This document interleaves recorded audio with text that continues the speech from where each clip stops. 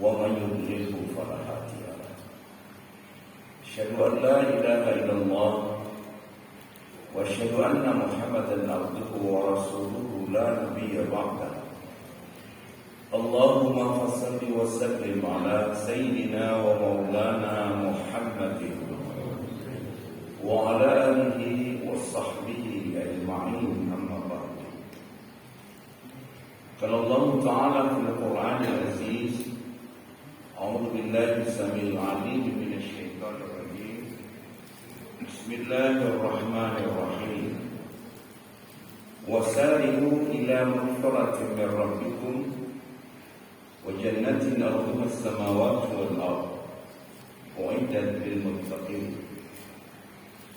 وقال رسول الله محمد صلى الله عليه وسلم الجنة مشتاقة إلى 4 نفر تالي القرآن وحافظ اللسان ومطعم الجيعان وصائم في شهر رمضان صدق الله العظيم وصدق رسول الأنبياء والمرسلين سيدنا محمد.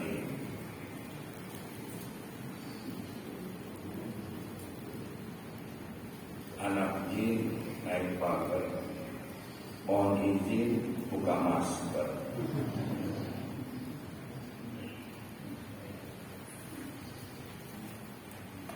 Yang sama-sama kita hormati pemimpin Majelis Syuro yang dalam keadaan sekarang sakit, muntah-muntah katanya, harusnya memberikan mau'idhah hasanah. Yang kedua, beliau sakit. Kita doakan syafa'ullah syifa'an ajilan, syifa'an la yughadiru saqama. Saya ingin menikmati sajian ilmu barusan kita dapat Ustaz Azam Sidki MSI, LCMSI, Ustaz Mesir. Dulu waktu SD murid saya. Sekarang saya ingin menikmati dan alhamdulillah saya sudah menikmati. Yang kedua juga dengan Ustaz Suruh, mantunya pembina majelis ini, tapi beliau sakit. 2 orang menghubungi saya. Yang pertama Ketua DKM Pak Zainul, siap-siap kalau dia nggak datang gantikan Serot. Yang kedua Pak Bajuri, ya nggak bisa nolak saya, ya. Tapi saya mau menikmati sajian ilmu, ya, karena duduknya kita di sini menunggu syuruk dengan niat lillahi ta'ala. Duduknya saja sambil makan itu dinilai sholat oleh Allah Subhanahu wa ta'ala. Amin, amin, amin. Kalau kita dengerin setengah jam dari Ustaz Azam Sidki dan 1 jam atau setengah jam, itu sudah 1 jam kita duduk menikmati makanan, itu sholat. Siapa yang kuat itu 1 jam sholat? Apalagi di sini para pemuda semua, ya kan?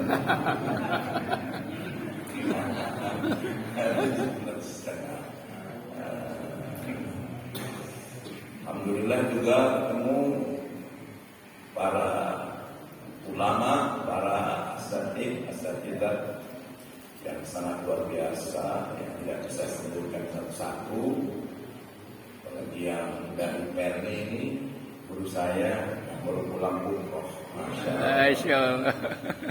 40 hari doanya dijabah. Amin, amin.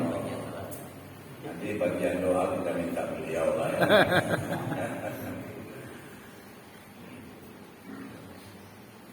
Jemaah subuh yang dirahmati oleh Allah Subhanahu wa taala, ya ada waktu beberapa menit, ya saya ingin mengajak diri saya pribadi dan hadirin yang dirahmati oleh Allah Subhanahu wa taala, wasari'u ila maghfiratin min rabbikum wa jannatin arduha as-samawati wal ardu 'iddat lil muttaqin. Bersegeralah kalian kepada ampunan Allah dan surga yang luasnya seluas langit dan bumi. Uiddat lil muttaqin, diperuntukkan, dijanjikan oleh Allah untuk orang-orang yang bertakwa.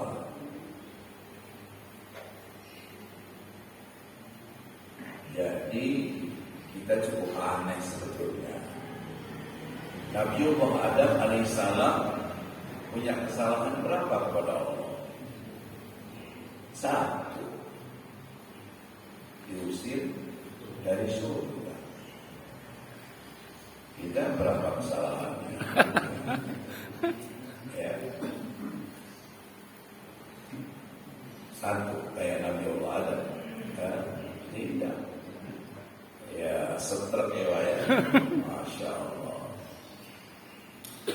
Makanya ungkapan Allah Subhanahu wa taala bersegera minta ampun. Makanya yang dibutuhkan si mayit ketika akan dimakamkan atau kita mendengar di WA ada yang wafat, apa doa kita? Allahumma ighfir lahu warhamhu wa'afihi wa'fu anhu. Ya, yang dibutuhkan adalah pertolongan dari Allah agar si mayit diampuni dosa-dosanya. Allah, dosa kita dinumpuk ya. Melihat saya serepnya Ustaz Miftahul Surur, itu Ustaz nggak puasa kali ya, gitu ya. Gemuk bener gitu, itu udah dosa. Udah dosa ya. Apalagi naksir beratnya Ustaz ya, gitu. Beratnya kira-kira berapa itu ya? 90 kilo gitu kan. Gak main pingpong si Ustaz gitu ya. Gak olahraga. Mau olahraga, siapa yang tidak? Cuma sejak 2018 Agustus ya sakit. Apa? HNP. Apa itu HNP? Ya, saraf kejepit lah gitu aja lah ya. Ngangkat pot 100 kilo, nah itu lumbal 2-3 saya, nah itu rusak. Jadi kalau lama diri, jangankan loncat-loncat, nah itu tak bisa. Udah punya treadmill, udah punya alat olahraga, tapi tak bisa dimainkan karena sakit. Nah, itu jadi sejak 2018 saya pernah 2 bulan tidak bisa bangun di rumah sakit. Jadi gitu. Jamaah yang dirahmati oleh Allah Subhanahu wa taala, maka kesehatan itu adalah yang tadi disebutkan adalah karunia Allah yang sangat besar. Ya, sehat dari ujung kepala sampai ujung kaki. Ini manfaatkan, optimalkan. Kemudian tubuh yang sehat dengan beribadah kepada Allah, lisan yang berzikir, istighfar kepada Allah yang banyak, yang tadi manfaatnya sangat luar biasa. Karena tidak penuh dosa, ya, penuh kesalahan, maksiat, luar rumah maksiat, dalam rumah maksiat, nonton film maksiat, ada membuka aurat dan seterusnya. Bagaimana mungkin kesalahan yang banyak kita akan dimasukkan oleh Allah ke dalam surganya? Surga itu sangat indah dan sangat luar biasa, tidak pernah terbetik dalam hati kita, tidak pernah terlihat oleh mata telanjang kita, tidak pernah terdengar oleh telinga kita. Itu kata Nabi. Jadi saking nikmatnya. Dalam kitab Al-Jannahnya Ibnu Qayyim Al-Jauziyah itu diungkapkan orang yang terakhir masuk surga. Jadi surga dan neraka itu ada 7 tingkatan. Yang paling dasar adalah untuk penguasa zalim yang seperti Fir'aun. Itu yang paling dalam. Kemudian yang berikutnya Yahudi. Yang berikutnya untuk orang-orang Nasrani. Dan terus disebutkan dari tingkat terbawah sampai tingkat kedua oleh malaikat Jibril kepada Nabi sallallahu alaihi wasallam. Masya Allah. Nah kemudian Jibril berhenti. Apakah umatku ada yang dimasukkan oleh Allah ke dalam nerakanya? Malaikat Jibril diam. Tanya lagi Nabi, apakah umatku ada yang dimasukkan ke dalam neraka Jahannam? Malaikat Jibril juga diam. Yang ketiga baru, iya ada Nabi Allah. Nabi sallallahu alaihi wasallam nangis dan pingsan. Ya Allah, ada umatku yang dimasukkan oleh Allah ke dalam neraka Jahannam di level paling atas. Jadi orang yang berdosa walaupun mereka bertauhid, karena surga tempat orang-orang bertakwa yang diampuni dosanya, diampuni kesalahannya dan diberikan rahmat oleh Allah, dia pernah masuk surga. Masya Allah. Ya. Jadi kita lihat apakah kita pantas masuk surga. Kalau kotor dimasukkan dulu ke dalam penjaranya Allah, prisoner, dalam nerakanya. 3 hari Nabi pingsan, kecuali untuk menunaikan sholat fardu. Gak mau ditemui.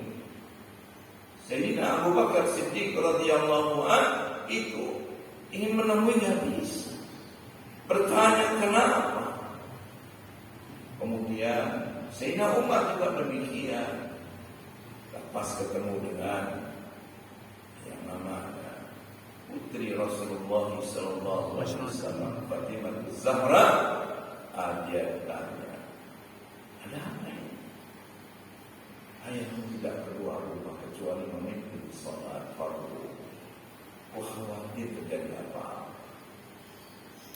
Ya, ternyata Fatimah mengetuk pintu Rasulullah, kemudian disuruh masuk. Ayahnya berlinang air mata. Diceritakanlah hadis tadi, ketemu Jibril. Nah, ada orang satu persatu atas izin Allah Subhanahu wa taala dikeluarkan satu persatu. Jika dosanya sudah hilang, bersih, disiksa oleh Allah dengan siksaan yang sangat luar biasa, tidak ada yang sanggup. Kenapa? Yang paling ringan, seseorang dimasukkan ke dalam neraka, kakinya menginjak bara neraka, otaknya mendidih. Allah, ada yang sanggup. Nah, satu persatu atas rahmat Allah diizinkan mereka keluar. Dan yang terakhir itu sudah mungkin ribuan tahun, karena 1 hari disiksa di neraka di akhirat itu samalah dengan 1000 tahun di dunia.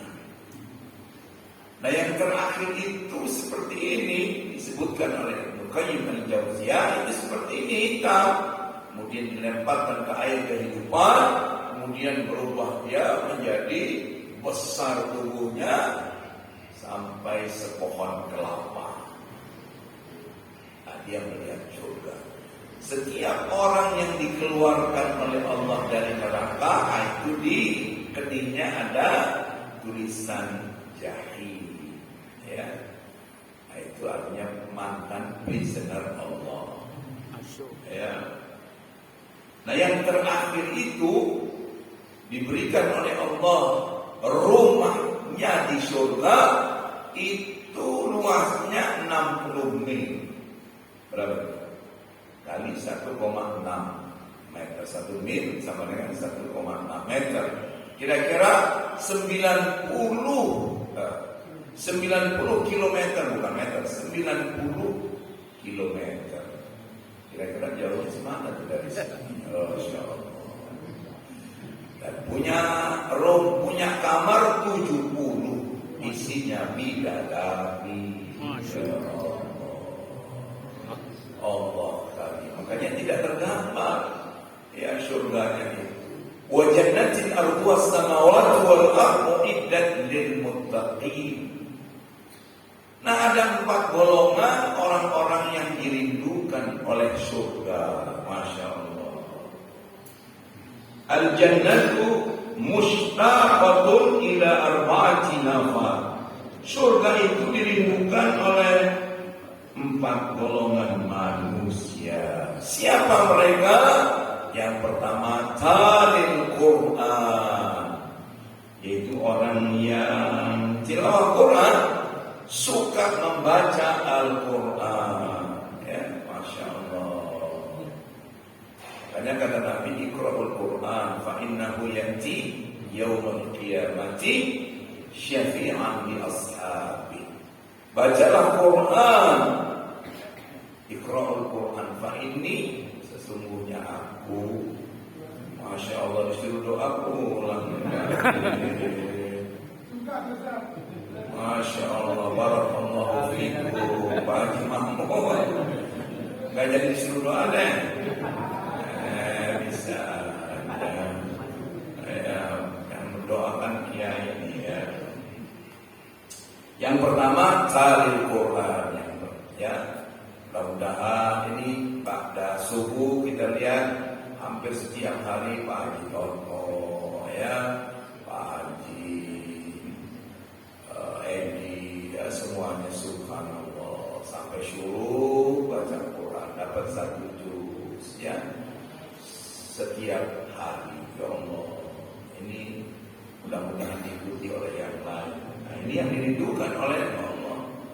Dengan Quran itu Allah muliakan kaumnya, Allah muliakan umatnya. Umat Islam itu mulia karena berapa? Ya, 885 tahun berpuasa. Dari wafatnya Nabi besar Muhammad sallallahu alaihi wasallam digantikan oleh Khulafaur Rasyidin, kemudian digantikan oleh kekhilafahan Muawiyah sampai kepada kekhalifahan 2 periode Abbasiyah, dan berujung tidak ada lagi kepemimpinan umat Islam karena dikubur sistem kekhalifahan 1924. Berkuasanya Turki Utsmani, nah itu dikubur. Umat Islam tidak punya pimpinan. Jadi 885 tahun, hampir 9 abad berkuasa. Kenapa? Karena mereka gemar membaca Al-Quran. Mereka menghafalkan Al-Quran. Mereka mengamalkan isi Al-Quran. Dan mereka membela Al-Quran. Nah, itu, ya. Ini tanda-tanda kebangkitan Islam. Dari Sabang sampai Papua itu sudah tak terhitung rumah-rumah hafiz Quran, ya. Anak-anak ya dari seluruh golongan saya ingin 1 dari 4 anak saya hafal Quran Ustaz, saya kirim ke pesantren. Dari 3 anak saya pengen 1 anak saya hafal Quran. Dari 2 anak saya kirim anak saya ke pesantren tahfiz Quran. Saya ingin dia hafal Quran. Subhanallah. Ya. Almarhum teman saya itu 11 anaknya 10 hafal Quran. Masya Allah. Kira-kira sini siapa yang punya seperti itu? Masya Allah. Yang kedua adalah siapa orang yang diridhokan oleh surga? Wahafidil lisan.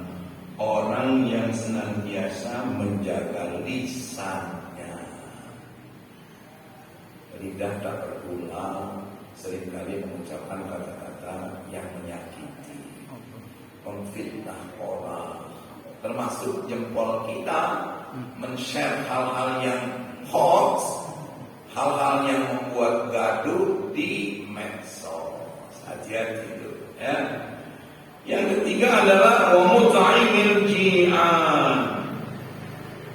Orang yang memberi makan orang lain yang kelaparan. Kalau dulu zaman Nabi itu yang memang dibutuhkan karena susah makan.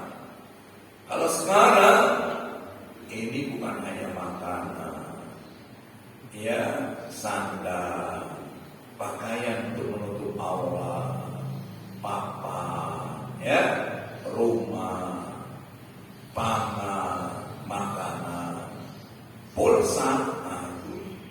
Ya, hidup di sekarang kalau nggak ada pulsa, nggak connect dengan wifi, ketinggalan. Kok Selasa nggak datang? Ada kajian suruh di Masjid Nurul Hikmah, ada paket, pengumuman nggak dibaca. Nah, gitu. Karena pengumumannya Pak RT, Pak Rosyid, ya, itu mengumumkan lewat 2 grup. Ya, gitu. Rabu malam ada pengajian kiai ini, gitu. Jadi lewat WhatsApp, termasuk Pak RT mengumumkan yang dapat bantuan sosial, bansos lewat WhatsApp. Kak punya paket, dia nggak berbagi.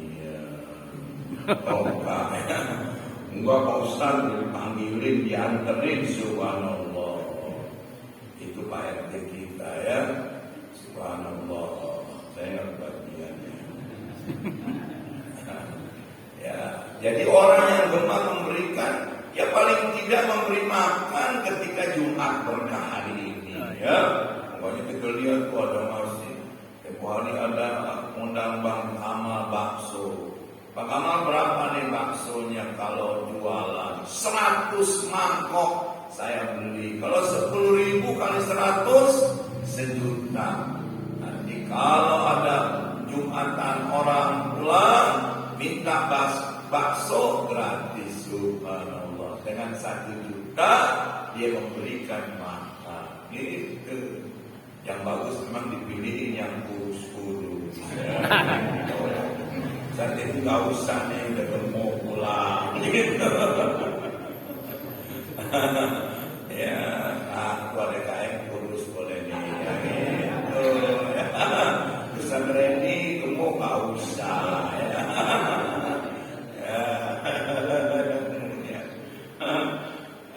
Memberi makan. Jadi ini orangnya yang sering, yang senang memberi. Semangatnya memberi, bukan semangat meminta. Ya, orang-orang yang bertakwa itu adalah cirinya gemar memberi, bukan meminta. Dan yang terakhir adalah wasaimin fi syahri Ramadan. Orang yang berpuasa di bulan suci Ramadan. Ya, ada 4 ini. Mudah-mudahan yang hadir semuanya di sini tanpa kecuali dimasukkan oleh Allah orang-orang yang dirindukan oleh surga. Amin. Amin. Wafatnya dalam keadaan husnul khatimah. Kemudian kita bertemu dengan Allah Subhanahu wa taala. Amin. Bisa melihat seperti bulan purnama. Amin.